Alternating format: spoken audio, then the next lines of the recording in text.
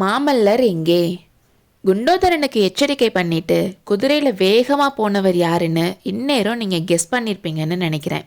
சிற்பம், சித்திரம், இசை மாதிரி கலைகளில் மட்டும் ஜீனியஸாக இல்லாமல் யுத்த தந்திர கலையிலும் ஜீனியஸான, மாறுவேடம் போடுறதுலையும் கெட்டிக்காரரான, பாதாபி சைன்யத்தை 8 மாசமாக வடைப்பெண்ணை நதிக்கரையில் நிப்பாட்டி வச்சிருக்க நம்ம மகேந்திர சக்கரவர்த்தி தான்.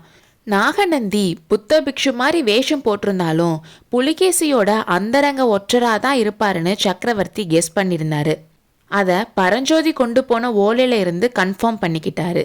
நாகநந்தியோட கையெழுத்தையும் லட்சணையும் அந்த ஓலையில இருந்து தெரிஞ்சுக்கிட்டது அவருக்கு பல வழியில யூஸ்ஃபுல்லாக இருந்துச்சு.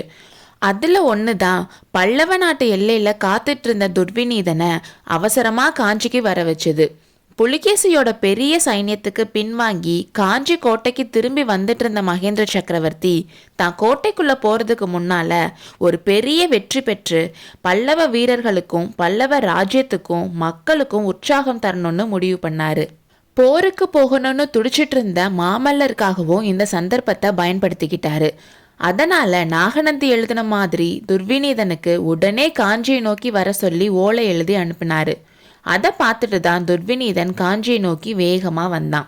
குண்டோதரன் கொடுத்த ஓலையை படித்ததும் பிக்ஷு உடனே கிளம்பணுன்னு கிளம்பினார்ல, அந்த ஓலையில் துர்விநீதன் பிக்ஷு சொன்ன மாதிரி காஞ்சியை நோக்கி வரதா எழுதியிருந்தனால நம்ம அப்படி ஒரு ஓலையே எழுதலையே, ஏதோ சூழ்ச்சி நடந்திருக்குன்னு முடிவு பண்ணி குண்டோதரன் கொண்டு வந்த குதிரையில் ஏறி போய் புள்ளலூர் போர்க்களத்துக்கு போய் சேர்ந்தாரு. அதுக்குள்ளேயே கங்க நாட்டு சைன்யம் தோல்வி அடைஞ்சு தெரிச்சு ஓட ஆரம்பிச்சிட்டாங்க. அந்த நிலைமையில தான் இனி துர்விநீதனோட உயிரை காப்பாற்றுறது மட்டும்தான் நம்மளால முடியும்னு நினச்சி நாகநந்தி அவனை கூட்டிக்கிட்டு தெற்கு திசையில் ஓடுனாங்க. இந்த புள்ளலூர் யுத்தத்தில் மாமல்லரையும் பரஞ்சோதியை மட்டும் நம்பி சக்கரவர்த்தி விட்டுறல. தேர்ந்தெடுத்த 1000 குதிரைப்படை வீரர்களோட அவரும் அந்த இடத்துக்கு வந்துட்டாரு. எதிர்பாராத நேரத்தில் வந்து அவரோட படையும் தாக்குனதுனால கங்க நாட்டு படை பயந்து ஓடுனாங்க. புதுசா வந்த குதிரைப்படை தலைவன் வஜ்ரபாகுவை மாமல்லர் பார்த்தப்போ அவரோட அப்பான்னு தெரிஞ்சுக்கிட்டாரு. அதனால அவருக்கு கோபம் இன்னும் அதிகமாச்சு. இந்த ஒரு போர்லையாவது நம்மளை முழுசா நம்பி விடக்கூடாதான்னு அப்பா கிட்ட சண்டை போட்டதுக்கு அப்புறம் சிதறி ஓடுற கங்க நாட்டு படையை துரத்தி போய் ஒண்ணுமில்லாம ஆக்குறதுக்கு அனுமதி கேட்டாரு. சக்கரவர்த்தியும் ஒரே ஒரு கண்டிஷன் போட்டு அனுமதி கொடுத்தாரு. அது என்ன கண்டிஷன்னா, தென்பண்ணை நதி வரைக்கும் எதிரிகளை துரத்திட்டு போகலாம், நதியை கடந்து போகக்கூடாதுன்னு சொன்னாரு. எதிரிகளை துரத்திட்டு போக மாமல்லரை தெற்கு திசைக்கு அனுப்பி விட்டுட்டு மகேந்திரர் ஒன்றும் சும்மா இருக்கலன்னு போன அத்தியாயத்தில் பார்த்தோம்ல. நாகநந்தியோட கொடூரமான சூழ்ச்சிகளை எதிர்க்கிறதுக்கு கள்ளம் கபடம் இல்லாத சின்ன பிள்ளையான மாமல்லரை மட்டும் நம்பி விட முடியுமா? குண்டோதரனுக்கு எச்சரிக்கை பண்ணிட்டு இருட்டையும் புயலையும் மழையும் பொருட்படுத்தாம மகேந்திர சக்கரவர்த்தி தென்கிழக்கு திசையில போனாரு. சூரியன் உதிக்கிறதுக்கு 2 மணி நேரம் இருக்கும்போது தென்பெண்ணை நதிக்கரைக்கு போய் சேர்ந்தாரு. அப்போ மழை கொஞ்சம் குறைஞ்சிருந்துச்சு. அப்போ நதியில தண்ணி நிறைய போயிட்டு இருந்துச்சு. மழைக்கு முன்னாடி கொஞ்சம் தூரத்துல இருந்து பார்த்தா அங்க ஒரு ஆறு ஓடுறதே கண்ணுக்கு தெரியாது. அங்க வளர்ந்திருந்த அடர்த்தியான மரங்கள் அதை மறைச்சிருக்கும். இப்போ எல்லா மரங்களும் மழைக்கும் காத்துக்கும் முறிஞ்சு விழுந்திருந்துச்சு. சக்கரவர்த்தி நதிக்கரை கிட்ட வந்ததும் முறிஞ்சு விழுந்திருந்த மரங்களுக்கு நடுவுல இருந்து குதிரை ஒன்று வெளியே வந்துச்சு. அதுல வந்தவன் சத்ருக்னன். பிரபு, இன்னைக்கு ராத்திரி நான் கவலைப்பட்ட மாதிரி என்னைக்குமே கவலைப்பட்டதில்லை. உங்களை தனியா அனுப்பியிருக்க கூடாதுன்னு நினைச்சு ரொம்ப கவலைப்பட்டேன். இந்த புயல்லையும் மழையிலையும் எப்படி வழி கண்டுபிடிச்சு வந்தீங்கன்னு கேட்டான். நானும் எத்தனையோ ராத்திரியை பார்த்துருக்கேன் சத்ருக்னா, ஆனா இன்னைக்கு மாதிரி ஒரு ராத்திரியை பார்த்ததே இல்லை. அது இருக்கட்டும், நீ இங்க காத்திருந்ததுல ஏதாச்சும் யூஸ் இருக்கான்னு கேட்டாரு. ஆமாம் பிரபு, இங்க தான் அவங்க நதியை கடந்து போனாங்கன்னு சொன்னான். துர்விநீதன் இருந்தானா பாத்தியான்னு கேட்டாரு. பார்த்தேன் பிரபு, துர்விநீதன் யானை மேல இருந்தான். மற்றவங்க 7-8 படகுல போனாங்க. அப்போ புயல் ஆரம்பிக்கல. அவங்க அந்த கரைக்கு போனப்பதான் காத்து ஆரம்பிச்சிச்சு.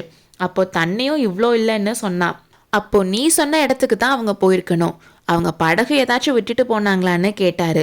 ஒரு படகை விட்டுட்டு போனாங்க. அதை எடுத்துட்டு நம்ம 2 பேரும் போய் நாகநந்தியை திண்டாட வைக்கலாம்னு நினைச்சேன். ஆனா புயல் நம்மளை திண்டாட வச்சுட்டு படகை அடிச்சுட்டு போயிடுச்சுன்னு சொன்னான். நல்லதா போச்சு சத்ருகுணா. துர்விநீதன் பின்னாடி போக இப்போ டைம் இல்லை. அதை விட முக்கியமான வேலை இன்னொன்று இருக்கு. மாமல்லரும் பரஞ்சோதியும் எங்கே இருக்காங்கன்னு தெரியும்ல. இந்த நதிக்கரையில் கிழக்கு திசையில் 8 கிலோமீட்டர் தூரத்தில் இருக்காங்க. இந்த புயலில் அவங்க என்ன பாடுபட்டாங்கன்னு தெரியலையேன்னு சொன்னான். உடனே அவங்க இருக்க இடத்துக்கு போகணும். பொழுது விடிறதுக்குள்ள அவங்க தென்பெண்ணையை கடந்துடணும். உன் குதிரையோட உடம்புல சக்தி இருக்கா சத்ருக்கனா? என் குதிரை ரொம்ப களைச்சிருச்சு. என் குதிரை போகும் பிரபு, இதில் ஏறி போங்க, நான் இங்கேயே இருக்கேன்னு சொன்னான். இல்லை, நம்ம 2 பேரும் தான் போகிறோம்னு சக்கரவர்த்தி சொன்னார். பிக்ஷு இங்கே வந்தா? பிக்ஷு இங்கே வரமாட்டான் சத்ருக்கனா. கண்டிப்பாக இன்னும் கொஞ்ச நாளைக்கு வரமாட்டான். ஏன் பிரபுன்னு சத்ருக்னன் கேட்டான். சீடன் குண்டோதரன் அவரை தூக்கி திருப்பார்கடல் உடைப்பில் போட்டுட்டான்னு சொன்னார். என்னன்னு சத்ருகனன் ஷாக் ஆகி கேட்டான். அதோ அந்த சத்தம் உன் காதில் விழுதான்னு கேட்டார். சத்ருகனன் விட்டு கேட்டுட்டு, ஆமாம் பிரபு, கடலோட சத்தம் மாதிரி இருக்கு. மறுபடியும் மழையான்னு கேட்டான். திருப்பார்கடல் உடைஞ்சிருச்சு. நாளைக்கு வரைக்கும் வராக நதியிலிருந்து தென்பெண்ணை வரைக்கும் ஒரே வெள்ளமாக தான் இருக்கும்னு சொன்னார். ஐயையோ மாமல்லர்னு சத்ருகனன் அலர்னான். வா போலாம், மாமல்லரும் பரஞ்சோதியும் எச்சரிக்கை பண்ணி காப்பாற்றணும்னு மகேந்திரர் சொன்னார். பிரபு, குண்டோதரனுக்கு என்னாச்சுன்னு அவனோட சீடனை பற்றி கேட்டான். குண்டோதரன் திருப்பார்கடல் உடைப்பை அடைக்க முயற்சி பண்ணான். அது முடியாத காரியம். ஓடி போய் ஆயனரையும் சிவகாமியும் காப்பாத்துன்னு சொல்லிட்டு வந்தேன். என்ன செஞ்சானோ தெரியலன்னு சொன்னாரு. அவங்க வேற மாட்டிக்கிட்டாங்களா? இன்னைக்கு உண்மையிலேயே பயங்கரமான ராத்திரி தான்னு சொல்லி குதிரையை விரட்டினான். இது பயங்கரமான ராத்திரினாலும் இதுலயும் ஒரு நல்லது இருக்கு சத்ருக்னா. புலிகேசியை ஜெயிக்க இன்னொரு ஆயுதத்தை கண்டுபிடிச்சேன்னு சொன்னாரு. பிரபு, நீங்க உண்மையிலேயே விசித்திர சித்தர் தான்னு சொன்னான். முறிஞ்சு கீழே விழுந்திருந்த மரத்தையெல்லாம் தாண்டி போறதுக்கு ரொம்ப கஷ்டமா இருந்தாலும் விடிய போற நேரத்துல பல்லவ சைன்யத்தோட பாசறைக்கு போயிட்டாங்க. வந்திருக்கிறது சக்கரவர்த்தின்னு தெரிஞ்சதும் எல்லாரும் ஜெயகோஷம் போட்டாங்க. சக்கரவர்த்தி பரஞ்சோதியை பார்த்த உடனே, தளபதி உடனே கிளம்புங்க, இன்னும் 20 நிமிஷத்துல தென்பெண்ணையை கடந்து அக்கறைக்கு போகணும்.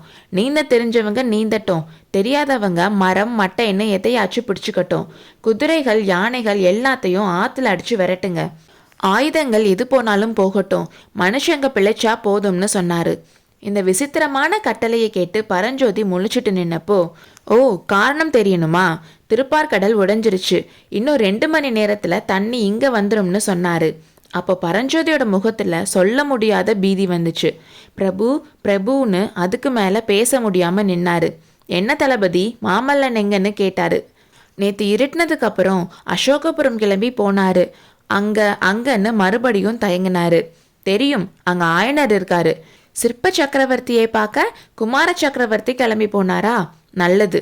இனி மாமல்லனை காப்பாற்றுற பொறுப்பு நம்மளோடது இல்லை, அது ஏகாம்பரநாதரோடது. இங்க இருக்க மற்ற வீரர்களை நாம காப்பாற்றணும்னு சொன்னாரு. மாமல்லர் பத்தின தேவையில்லாத கவலை உங்களுக்கு வராம இருக்க அவர் எங்க இருக்காருன்னு இப்போ நான் உங்களுக்கு சொல்றேன். பொழுது விடிய போற நேரத்துல அசோகபுரத்துல இருந்த புத்த விகாரத்துக்கு பக்கத்துல மாமல்லரோட குதிரை வெள்ளத்துல நீந்த கஷ்டப்பட்டுட்டு இருந்துச்சு. விகாரத்தோட ஃபர்ஸ்ட் ஃப்ளோரில் ஆயனர், சிவகாமி, அத்தை 3 பேரும் நின்று ஆவலோடும் கவலையோடும் அவர் வரதை பார்த்துட்டு இருந்தாங்க. அப்போ ரதியும் சுகபிரம்ம ரிஷியும் கூட அங்கே இருந்தாங்க. அதே டைமில் ஒரு பானை தெப்பத்தை எடுத்துட்டு குண்டோதரனும் வந்துட்டு இருந்தான். எங்கே பார்த்தாலும் வெள்ளம் வேகமாக போயிட்டு இருந்ததோட கணத்துக்கு கணம் பெருகி கொண்டும் இருந்தது. அடுத்த அத்தியாயத்தில் சந்திப்போம்.